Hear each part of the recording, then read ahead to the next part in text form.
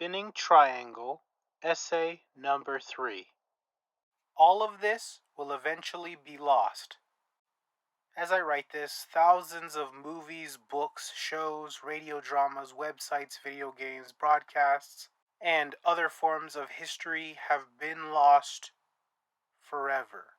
We did not preserve them for the future, and now all we have to show for it are the stories from those who were once there.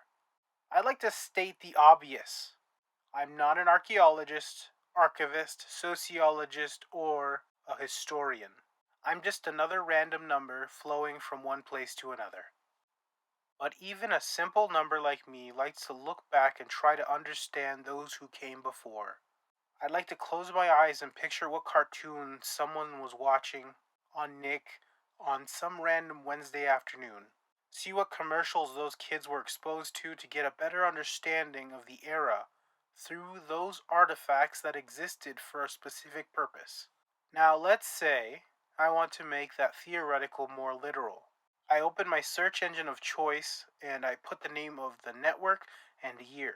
Just like that, a wiki appears with lots of the information I was craving. Now, thanks to Nick's Story Archives, I know that the first segment of SpongeBob that they aired on April 10th, 2002 at 5 p.m. Eastern was Mermaid Man and Barnacle Boy 3. Now, let's go one step further and say I want to see what adults who love cartoons were saying on forums at that time.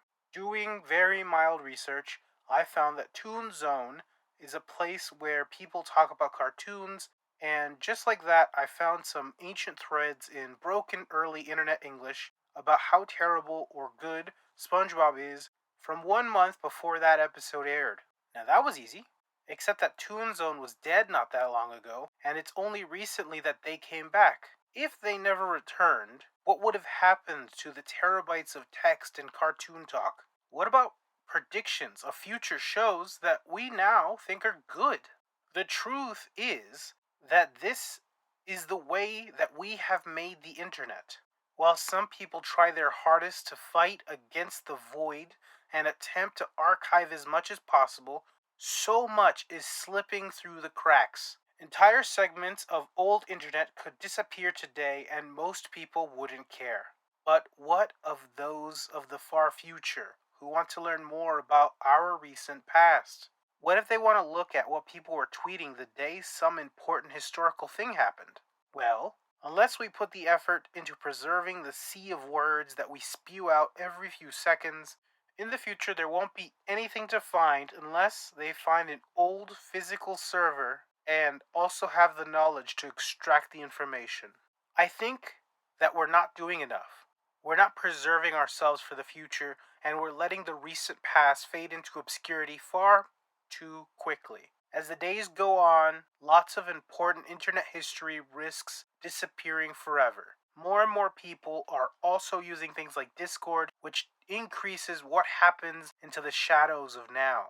I'm not saying we should see the logs of all discords, but I am saying that the days of public internet conversation is slowly coming to an end.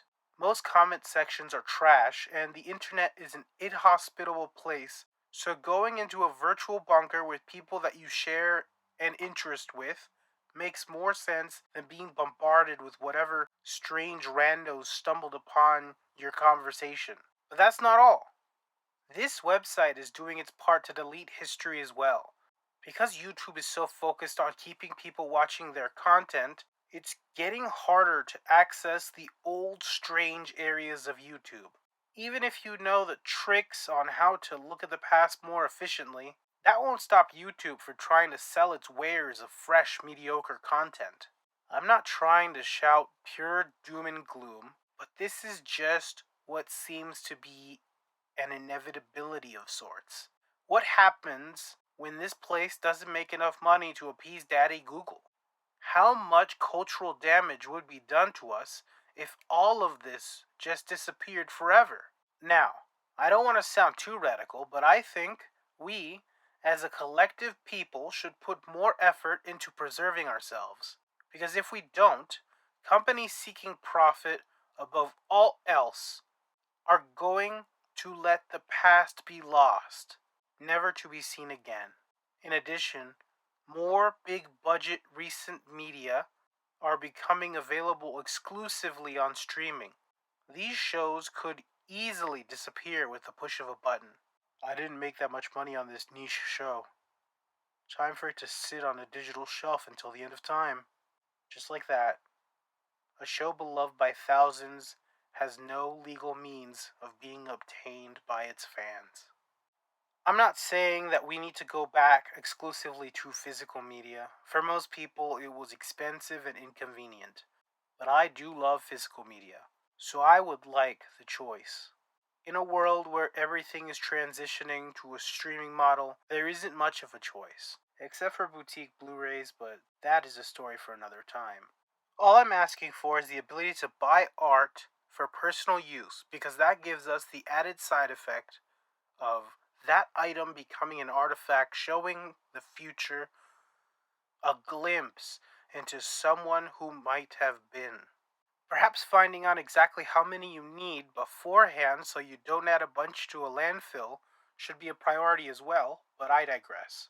Similar to how most games publishers won't let people archive video games in a legal way, these greed sacks only see money on the mind. The ramifications of which means that in the future we won't be able to look to the now or much of what's going to happen because it's being obfuscated. Online games, poems, stories, discourse, and so much more lies on the wide open internet. I'm not saying it's all good or worth analyzing, but if we choose what gets preserved, we also impose our culture and add an additional layer of distortion to what the historian of the future might observe. My fear is that this digital space will vanish without a trace. Future historians and those who wish to learn more about the past will have nothing to look at. As we build upward, I'm afraid that lots of the humanity that will later be the distant past will be lost forever. It will be misleading, not to mention the tens of thousands of people who fight this on the regular. Many wikis and small groups of people are working with others to preserve the things that they care about. And this is enough to bring tiny glimmers of us into the future. These little pieces of us being preserved simply isn't enough. I would prefer to see a future where we could have digital dig sites finding the outsider art that we all collectively ignored. Or perhaps a once in a generation voice that never got her big break, but also never gave up. Ways that the people of now can touch their humanity with people far removed from them. It would be a travesty not to mention the Internet Archive and the Wayback Machine. They do great work and actively fight what I've been talking about in this essay, but it has not been easy and they need our support. This place is our stories and so much more, and we owe it to our future selves to preserve it as much as possible. Even as the companies try to squeeze and make this an inhospitable wasteland of brand deals, sludge content, and unchecked corporatism, in some way I hope that someone far beyond my time sees this and understands us of the past much clearer. That even though we are their barbaric past, they see the twinkling of humanity in all of us, and how they, us, people in the 60s watching TV, or just some random kids playing stickball in the 1760s, are all the same where it counts.